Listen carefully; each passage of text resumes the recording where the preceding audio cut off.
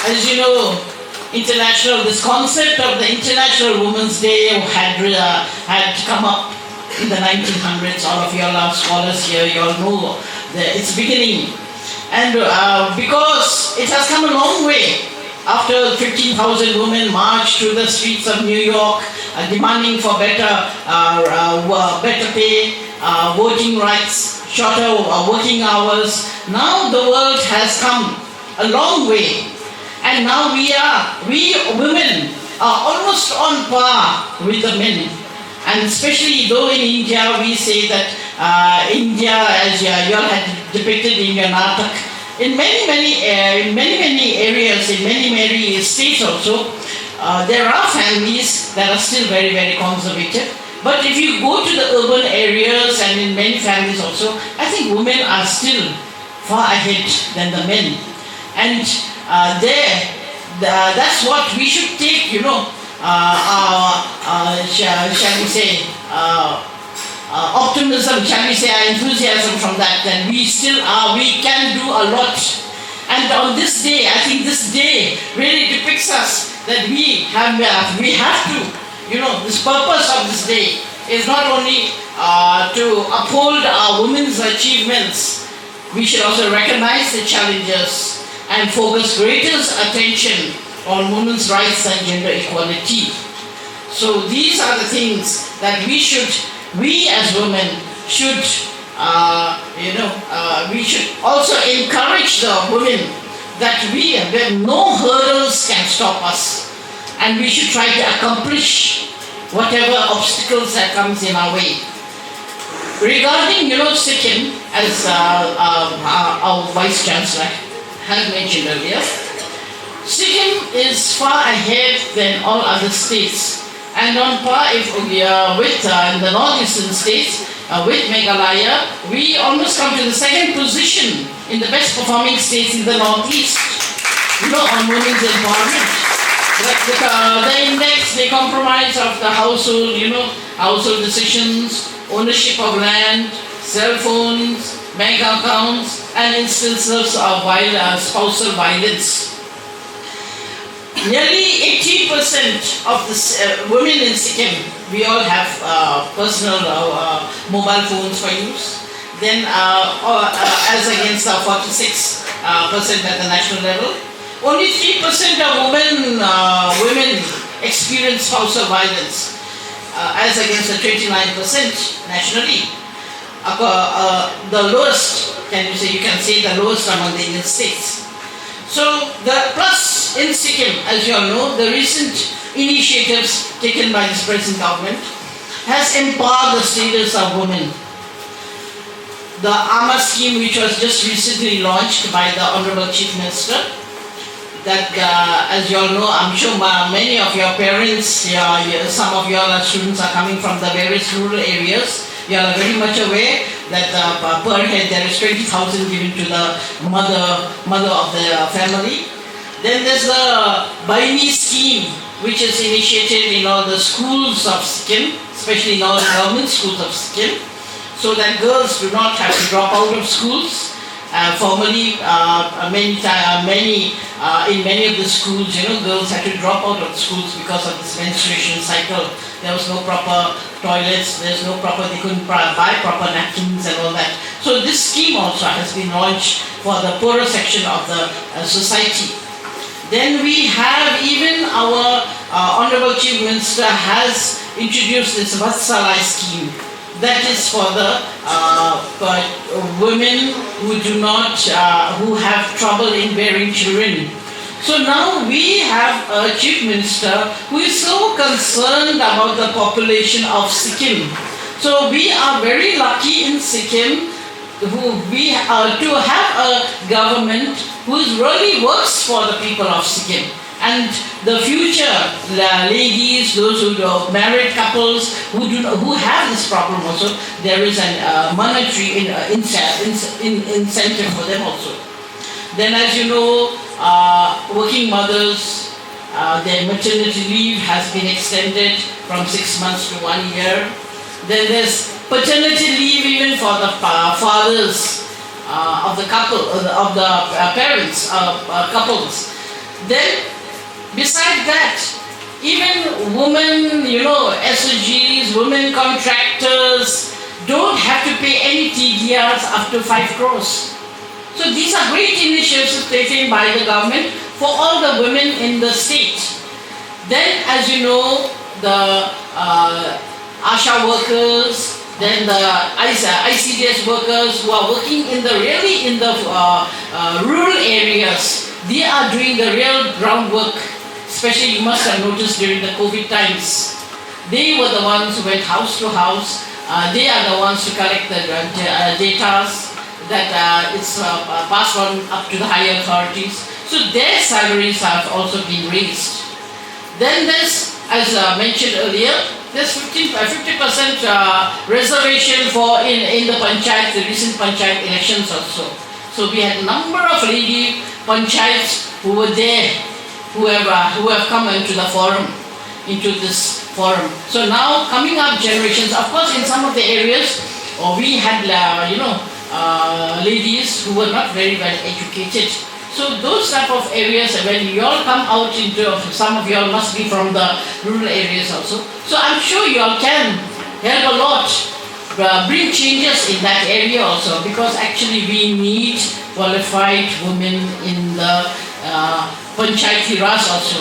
Panchayati Raj is a grassroots level where a lot of work can be done and a lot of awareness can be done, and with qualified people, with qualified panchayats, I think our government, the country can really stand up. So panchayats, don't undermine the panchayats. The Panchayati Raj is a real grassroots level where the grassroots people are really served, and we need really good panchayats in that level. Because, through the ages, there has been a number of panchayats who were illiterate. But illiteracy doesn't mean that you're not, you know nothing. There are many panchayats who are illiterate, but they do a lot of work.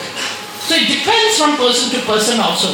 And so, if more qualified people come into the Panchayati Raj system, I think our state, our country will really come up, will really be one of the best. Then, as you know, the widows, formerly they used to get only pensions after the age of 40, but now even before the age of 40, if they've been widowed, they get a pension. Then there's, as you know, recently our Chief Minister has also announced the increase, if there's an increase in the birth rates. So he will be, sanctioning for the second and third children. There will be increments also for the mothers. So I think we should increase our population. Our population is really, really going down in Sikkim, and that is something to be thought of. Then, as you know, SSGs, the grassroots levels, the SSGs have been given tailoring, contracts. The school uniforms, as you know, have been provided by the government, but SSGs have been trained to go for these contracts. Then women entrepreneurs are also given loans, financial assistance to start up various startup schemes. Then there are skill-based trainings also provided to various SSGs, like tailoring, weaving, floriculture, toy making, achar, jam making, broom making, to empower the women at the grassroots level. So, besides not only the SSGs, even youth students, there are a lot of scholarships for youth students given by the government. And this year also in the MBBS also, a number of students were given scholarships for those who couldn't go for higher studies. Even in the TNA scholarships, since Dongu is considered a backward area, 5 extra seats were given for Dongu.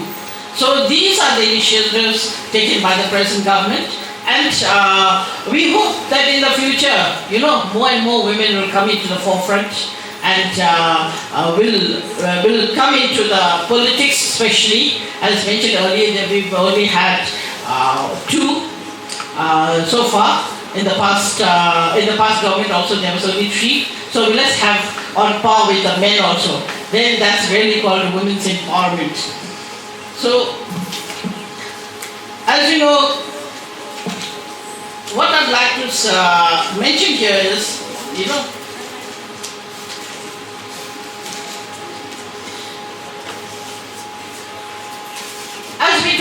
Women's International Day, we focus on the women's achievers, of the women who work in the well field. Now I think we should, encourage the men to be the flag bearers for women's empowerment, isn't it? Because the men are the partners. So men should be there to stand by the woman, to see that the woman gets her rights. This change of mentality is very, very necessary to remove disparity among the society and to empower our women. So, as you know, education plays a very, very important role in this, and we are making our decisions. And only if a mother is educated, if only a woman is educated, can she bring about change. But on the whole, it is the woman who is the real homemaker, not only the homemaker, she is the person who is behind the man, behind the person, behind the society, who makes a strong society. And we as women, we shouldn't feel bad that we are born as women. We should, at our own level, we should try to do whatever we can in the family, in the society, in the school, in the society also, because it is our aspects, it is how we look through that we can bring the changes. And before I'd like to men, as in one of the nartaks it was mentioned, girls should not go out late, boys should not cry, no, like the girls, boys should not cook, लड़का है क्यों खाना पकाना है, क्यों क्या काम करना है, लड़की है काम करो, the mothers usually say that. But this, I think we as women, as future mothers also, we should bring up the children on par.